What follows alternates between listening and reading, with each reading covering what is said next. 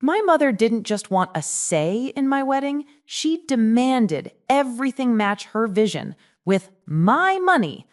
She saw my wedding not as a celebration of love, but as a hostile takeover of my life, financed by my success. So I did what any reasonable, financially exploited daughter with a background in project management would do. I gave her and all her flying monkeys the address to the wrong venue. Every family is a small business, and for 28 years, I was the sole non-voting shareholder in a company that was liquidating my assets for someone else's gain. The emotional invoice was coming due, and I was about to collect. It all started the way these things do, with a diamond ring and a hopeful question. When my fiancé, Mark, proposed, the joy was pure, uncomplicated. We were floating. We envisioned something small, personal, a ceremony in a sun-drenched botanical garden with maybe 30 of our closest friends and family, followed by an incredible dinner at our favorite restaurant. It was a day about us, about the quiet, sturdy love we had built. A foolish thought, I know. When I called my mother, Eleanor, her shriek of delight sounded less like maternal joy and more like a corporate raider who just spotted an undervalued asset.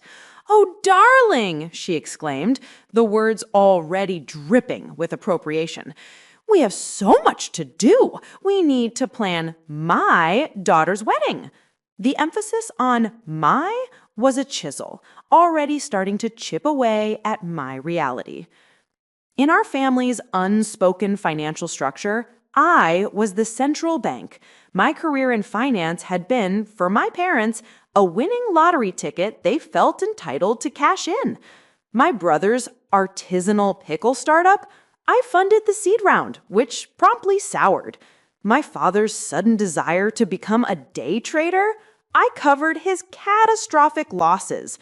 And my mother's lifestyle, a carefully curated performance of upper-middle-class leisure, was subsidized by what she called loans, but what any accountant would call gifts, with no expectation of repayment.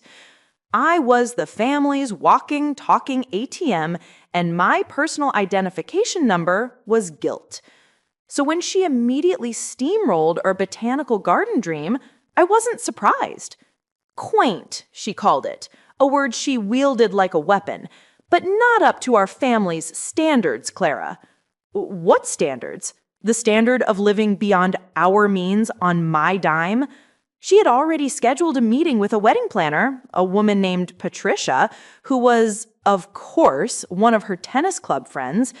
She had already penciled in a hold on the most expensive country club in the state, a place of beige carpets and suffocating opulence. Mark and I sat in stunned silence on a video call as Eleanor and Patricia unveiled a PowerPoint presentation for a 300-person gala. The budget on the final slide was 4 times what we had planned to spend. Eleanor smiled, a picture of magnanimous generosity. "Don't you worry about a thing, sweetie," she said, looking right at me. "It's an investment in this family's reputation. A wedding isn't just for you, it's a statement." The statement, I realized, was that her daughter had a very, very deep credit line. Have you ever been in a meeting where you're the primary stakeholder, yet your opinion is treated as an irrelevant footnote? That was my wedding planning. The guest list became a Rolodex of my mother's social circle. People I hadn't seen since I was 5, business associates of my father, the children of her friends who needed to network. Our 30 loved ones were drowning in a sea of strangers. My simple, elegant dress idea was mocked. "You have the figure for a statement gown, Clara. Don't be so timid." She sent me links to meringue-like monstrosities that cost a small fortune. The menu, my desire for innovative, locally sourced food, was replaced with her insistence on filet mignon and lobster thermidor, because that's what people expect. Every conversation was a masterclass in psychological warfare. Guilt weaponization was her specialty. "After all I've done for you, you can't give me this one day?" she'd sigh. conveniently forgetting that all she'd done for me had been largely funded by me. She employed public shaming with surgical precision, discussing my difficult and ungrateful attitude on speakerphone with my aunt. While I was in the room, she would gaslight me, flatly denying she ever agreed to something we'd discussed an hour before. "Oh, honey, you must be stressed. You're misremembering." The love bombing was the most insidious part. After a week of relentless criticism, she'd show up with an expensive gift, bought with my money, of course, and tell me how proud she was of me, how she just wanted my day to be perfect. The emotional whiplash was designed to keep me off balance, compliant, and always, always paying. Mark was my rock. "This isn't a wedding," he said one night, his voice tight with anger as he held me. "It's a hostile takeover of your life, and she's using your own resources to do it." He was right. The final straw, the inciting incident that turned this beleaguered project manager into a revolutionary, was a contract, a catering contract. My mother wanted to add a completely unnecessary champagne fountain and an ice sculpture of 2 swans. I had explicitly said no. It was tacky and a waste of money. 3 days later, I got a call from the caterer. "Hi, Clara. Just wanted to confirm the addendum to your contract for the fountain and sculpture. We got the signed approval this morning." My blood ran cold. "I'm sorry, I never approved that." There was a pause. "Oh," the man said, suddenly uncomfortable. "We received an email from an account under your name with a digital signature." She had forged my signature.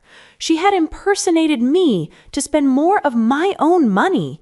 It was fraud. Small, petty, familial fraud, but fraud nonetheless. In that moment, something inside me didn't just break, it reformed into something cold, hard, and efficient. The debt I owed my mother was not financial. It was a lifetime of obedience in silence, and I was about to declare emotional bankruptcy. That night, I sat down with Mark. I pulled up a spreadsheet on my laptop. "She wants a statement wedding," I said, my voice eerily calm. "Let's give her one." He looked at me, saw the glint in my eye, and a slow grin spread across his face. "What are you thinking?" he asked. I looked at the spreadsheet, at the rows of my mother's demands, the ballooning guest list, the absurd venue. "I'm thinking of a merger and acquisition," I said. "We're going to spin off the toxic assets." My first call the next morning was not to my mother, but to a woman named Miss Davis. Her website described her as a discreet event coordinator for discerning clients. She was exactly the professional ally I needed. I explained the situation, the financial exploitation, the emotional manipulation, the fraudulent signature. I presented it like a business case, a problem with a clear antagonist, and a desired outcome. She was silent for a long moment when I finished. Then, in the most formal, calming business language I had ever heard, she said, "Miss Thompson, what you are describing is a breach of trust that goes far beyond event planning. Consider me retained. We will execute your project with the utmost precision." The next time I spoke to my mother, I was the perfect, dutiful daughter. I apologized for being so stressed and difficult. I told her she was right. It was a big day for the family, and her vision was spectacular. "Let's do it your way, Mom," I said, the words tasting like victory. She preened, completely oblivious. She had won. She thought she was planning a wedding. I was planning a reckoning. The next few months were a masterclass in covert operations. On the surface, I was the picture of compliance. I would nod along on calls with Eleanor and Patricia, her planner in crime. "Yes, Mom, the 6-foot orchid centerpieces sound divine. Of course, your friend's daughter can be a bridesmaid. What a wonderful idea. You're right, my vows should probably be a little more traditional." Internally, my mind was a fortress of resolve. I documented everything. Every manipulative text was screenshotted and saved to a secure cloud folder labeled Project Vindication. Every phone call where she made an outrageous demand was followed up with a carefully worded email. Hi, Mom.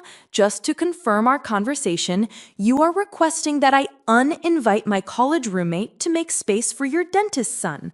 Please confirm. My documentation advantage was growing. I was building a case, not for a court of law, but for the court of public opinion. Simultaneously, in a completely different reality, the real wedding was taking shape. Ms. Davis was a miracle of efficiency and grace. She secured the botanical garden for our chosen date. She found a chef who was thrilled with our vision for a creative, personal menu. We found a dress from an independent designer that made me feel like myself. The guest list was our sacred 30 people. Every decision was made by me and Mark, together, with laughter and excitement. The contrast was dizzying. Planning Eleanor's wedding felt like negotiating a high-stakes, hostile contract. Planning our wedding felt like building a home. The linchpin of the entire operation was, of course, the invitations. Miss Davis's graphic designer created 2 versions. Invitation A, for Project Reality, was a beautiful, simple card with a watercolor of the botanical garden. It listed the correct date, time, and address. These were sent directly by Miss Davis to our 30 guests who had all been sworn to secrecy. Then there was Invitation B for Project Decoy. It was a monstrosity of gold foil and calligraphy, perfectly matching Eleanor's ostentatious taste. The date and time were correct, the names were correct, but the venue address was for a place called the Grand View Ballroom, a sterile, soulless conference center on the other side of town known for hosting regional sales meetings and sad corporate holiday parties. I handed the box of 250 of these invitations to my mother. Her eyes lit up. Oh, Clara, they're perfect, so elegant. She was so high on her own power, so thrilled to be the one stamping and sending them to her entire social network, that the idea of double-checking the address never even crossed her mind. She was so focused on the performance, she never bothered to read the script. Have you ever had to live a double life? It's exhausting, but the clarity of purpose is exhilarating. I'd spend my lunch breaks tasting cake with Mark for our real wedding, then spend my evenings on the phone with my mother, pretending to agonize over seating charts for a party that would never exist. The situational comedy was dark but potent. She'd call me in a panic. "Clara, Patricia says the Grandview's coordinator is being very difficult about our request for a live swan ice luge." I'd make soothing noises. "I'm sure it's just a misunderstanding, Mom. These things are always chaotic. I'll handle it." Handling it, of course, meant doing absolutely nothing. Ms. Davis became my professional firewall. When Eleanor, inevitably, tried to go around me and call her, Ms. Davis was a polite, impenetrable wall of corporate speak. As per our client's explicit instructions, all third-party communications must be routed through her directly. She'd say in a tone that could freeze lava, "We have a very specific protocol we are required to follow." This infuriated Eleanor. "She's so cold," she'd complain to me. "Not like Patricia at all." I'd just nod sympathetically. "Well, Mom, you wanted the best. I guess they're just very professional." The day before the wedding was surreal. Mark and I hosted a small, beautiful rehearsal dinner at our favorite restaurant with our 30 guests. There were toasts that made me cry and stories that made me laugh. It was a cocoon of genuine love. My phone buzzed constantly with texts from Eleanor. "The florist at the Grandview is claiming they have no record of our order for the rose petal cannon."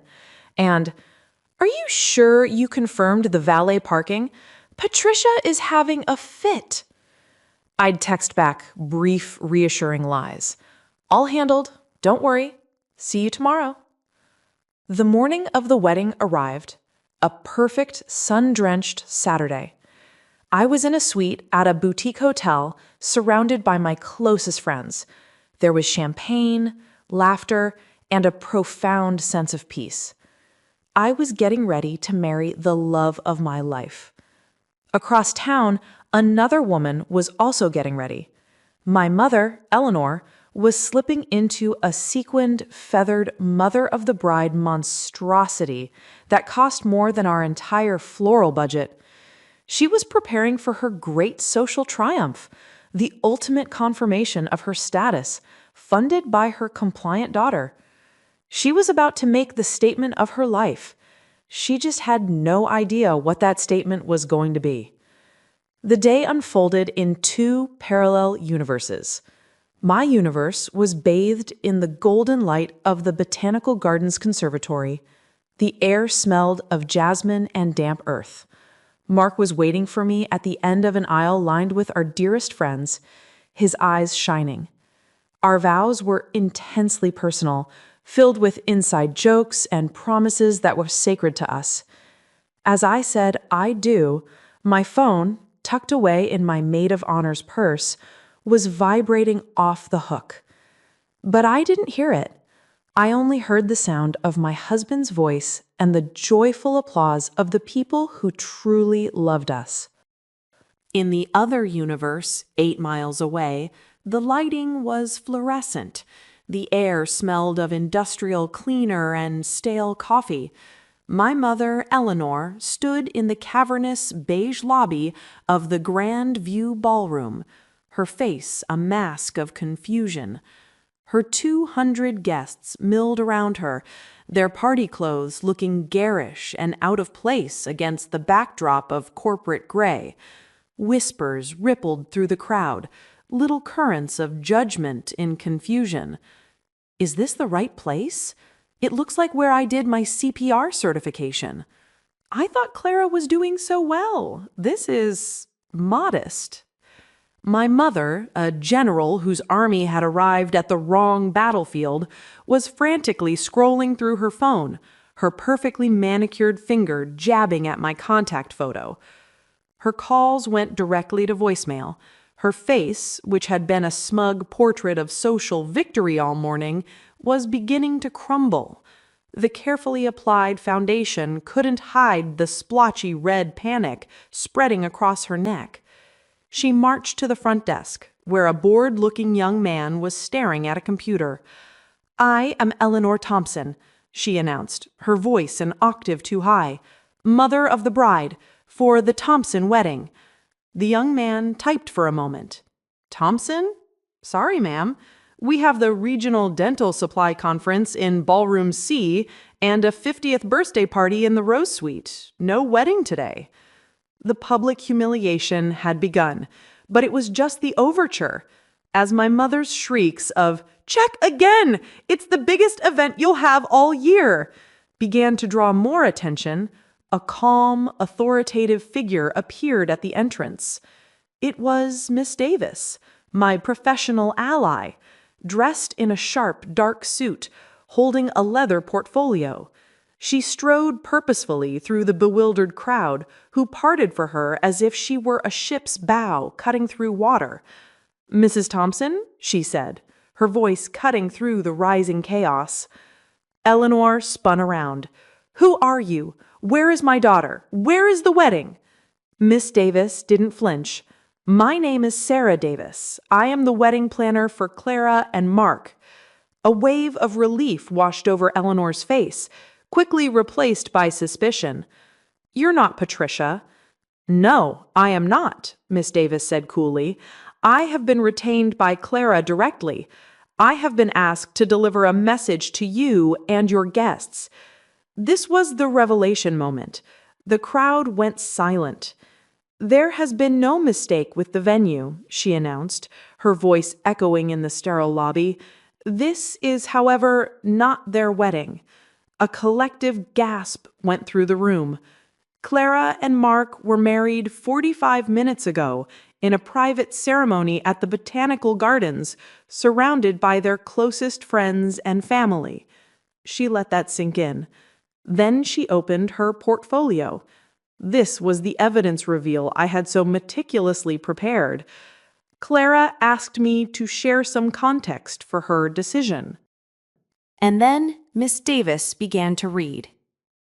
She read my mother's texts demanding I uninvite my friends.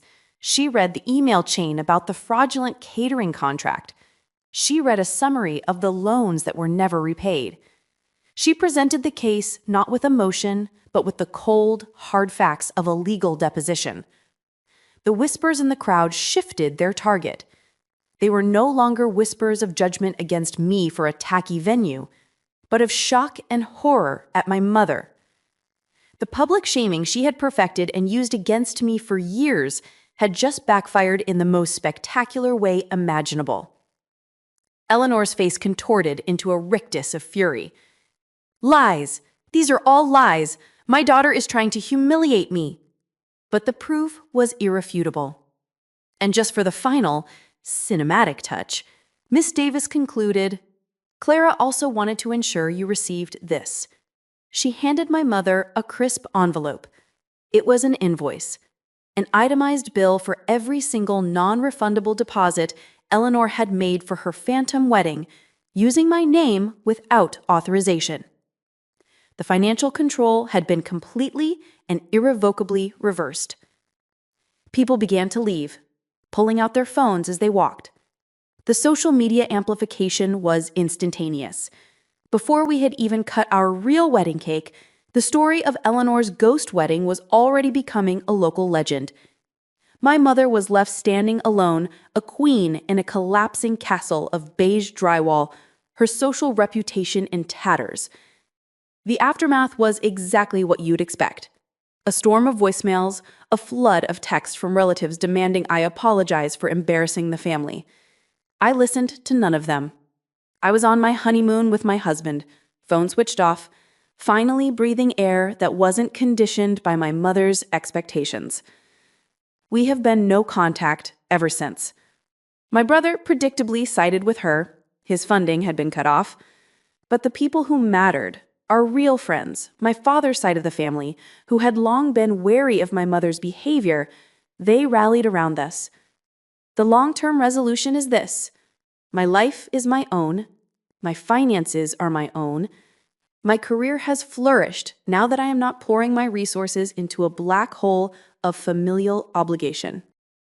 Mark and I are building a life based on partnership and respect. I didn't just get a husband on my wedding day, I bought back my life.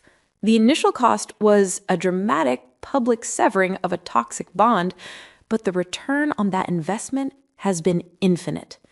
Oh, and the invoice? She never paid it, of course. To her, it was just one final insult. To me, it was a declaration of independence, the closing statement on a toxic account I had finally settled. The real payment wasn't financial. It was my freedom. I hear through the grapevine that her social life has become a series of awkward silences. She's a cautionary tale whispered about at the country club she can no longer comfortably afford without my subsidies. She tried to leverage my success for her status, but when she liquidated the relationship, she found her own social capital was entirely dependent on mine, a classic business miscalculation. My own portfolio, however, has seen unprecedented growth, not just financially, but emotionally. Mark and I recently bought our dream home, a place built not on obligation, but on a partnership of equals. My career has taken off in ways I never imagined, fueled by the energy I once wasted managing my mother's expectations and propping up her fragile ego. I closed the Bank of Clara permanently, and in doing so, I became the CEO of my own life. So when people ask if I regret it, I tell them the truth. The cost of cutting a toxic family member out of your life can feel astronomical, but the freedom you purchase is priceless. It's the single best investment you will ever make in yourself. So, I'll ask you again. Tell me in the comments, Was I the villain? Did I go too far? Or did I finally set a boundary that should have been drawn in concrete years ago? Share your own stories of taking your power back. And make sure you're following, because letting go of what's holding you down is a story that's always worth telling.